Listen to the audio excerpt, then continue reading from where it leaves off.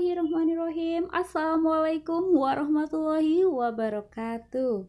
Kembali lagi bersama saya Ai Suryani dalam mata pelajaran Bahasa Indonesia untuk kelas 9.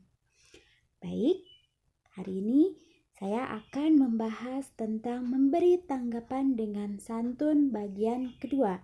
Setelah kemarin kita membahas bagian ke-1, kita sekarang akan membahas tentang sebuah contoh teks tanggapan. Ini dia, ada 4 paragraf di sini, teks berjudul Pergaulan Bebas yang saya kutip dari sebuah buku teks.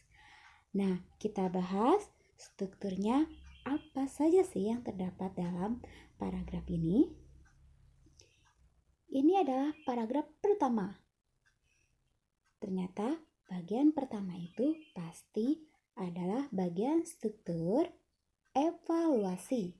Pergaulan bebas pada zaman sekarang ini sudah banyak menjebak para remaja penerus bangsa kita. Mereka melakukan pergaulan bebas sebagai bentuk perilaku yang menyimpang. Kata bebas di sini memiliki arti tidak terbatas atau melewati batas. Hal itu tentunya bertentangan dengan norma yang berlaku di kalangan orang-orang timur seperti di Indonesia ini. Paham ya sampai di sini? Paragraf paling awal pasti bagian evaluasi. Ini ada paragraf kedua dan ketiga. Paragraf yang berada di tengah teks pasti termasuk jenis deskripsi teks. Pergaulan bebas sendiri memberikan dampak yang dinilai bersifat begitu negatif. Contohnya melakukan pelanggaran hukum seperti mabuk-mabukan dan sebagainya. Selain itu, pergaulan bebas juga memberikan sedikit dampak positif. Misalnya, memiliki teman yang banyak, belajar cara berkomunikasi, menghormati serta melakukan pengendalian diri di dalam masyarakat. Seorang remaja dapat terjerumus dalam pergaulan bebas karena berbagai penyebab. Penyebab tersebut contohnya seperti rasa ingin tahu, hawa nafsu, broken home, kehidupan sebatang kara, tidak memiliki iman yang kuat, dan sebagainya. Bukan hanya itu saja, tentunya teknologi juga memiliki pengaruh besar. Kurang pengawasan pada akses internet dan televisi dapat menjadi pemicu dilakukannya hal-hal yang kurang baik oleh remaja. Nah, bagian di teks yang berada di tengah paragraf termasuk struktur deskripsi teks. Nah, kita akan membahas struktur yang ketiga, yaitu penegasan ulang. Penegasan ulang pasti selalu berada di paragraf terakhir. Dalam hal ini diharapkan pengawasan lebih yang dilakukan oleh orang tua terhadap anaknya agar tidak terpengaruh dengan pergaulan bebas. Caranya adalah dengan memanfaatkan internet dengan baik dan memilih tontonan televisi yang baik pula. Sudah paham ya sampai di sini? Evaluasi terdapat di bagian awal paragraf, deskripsi teks ada di tengah-tengah paragraf, struktur penegasan ulang berada di akhir paragraf. Baik, selanjutnya kita akan membahas mengungkapkan kritik sanggahan atau pujian dalam teks tanggapan. Ini 1. Menyampaikan kritik sanggahan atau pujian. Yang kedua, merancang teks tanggapan. Ketiga, menulis teks tanggapan.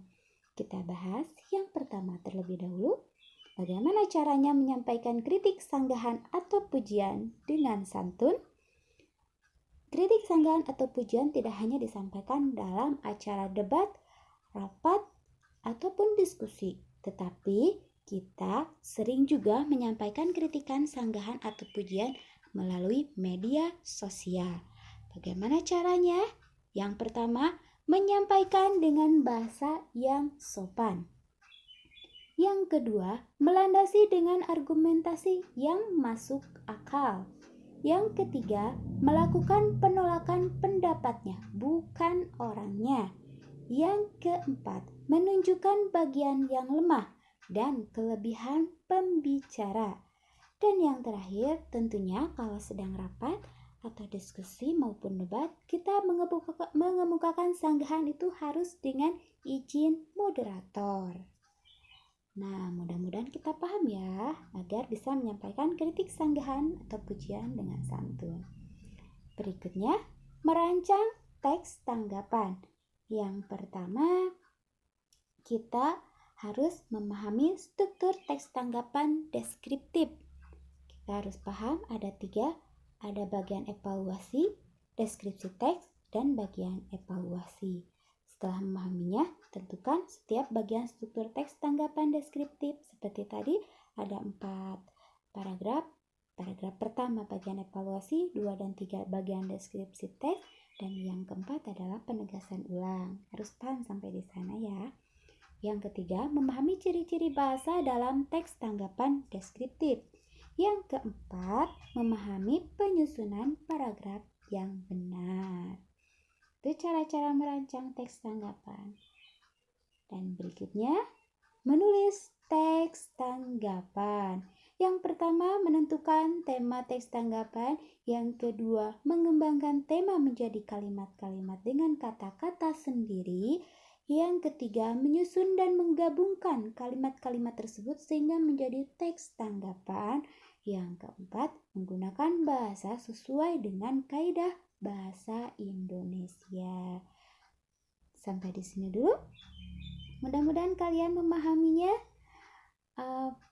Jangan lupa like dan subscribe-nya ya. Alhamdulillah. Wabillahi taufiq hidayah. Wassalamualaikum warahmatullahi wabarakatuh.